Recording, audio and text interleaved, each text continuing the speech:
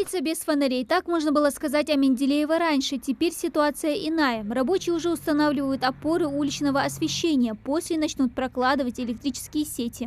На данной территории жители неоднократно обращались к нам по установке линий освещения уличного. Это связано с тем, что, хотя это сама улица сравнительно небольшой промежуток, более 800 метров, она соединяет две дороги регионального значения, это улица Калиматова и улица Думбулата-Богатырева. Протяженность линии будет 830 метров. Это светодиодные лампы на металлических столбах с раздвоенными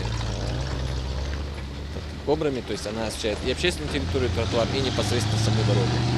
Менделеева – одна из самых проходимых улиц Сунжи. Здесь находятся магазины, МФЦ, школа, детский сад и мечеть. В многоквартирном доме, также расположенном на улице, живет Эдугархан Балаева. Говорит, что в темное время суток передвигаться здесь было затруднительно. Темно было так, что даже кошка споткнется, шутит женщина.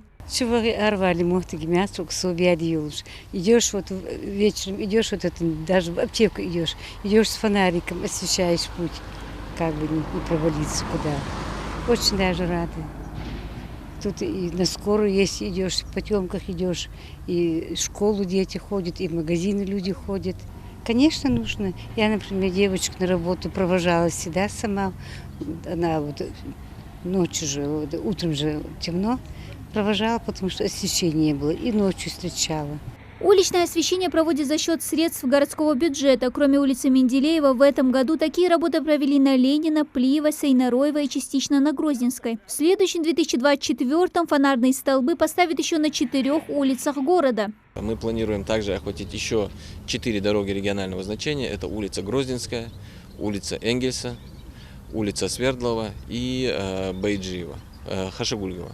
Байджиева, да, переименована в Хашигульгова, у нас улица, вот эту улицу. Всего 4 улицы, если нам позволит бюджет, над которым мы сейчас работаем, планируем эти 4 улицы. И в целом, как бы, мы основные все улицы, дороги регионального значения уже охватили. Уличное освещение всего в городе установлено уже более 800 ламп наружного уличного освещения, которые охватывают в общей сложности около 14 километров дорог и общественных территорий.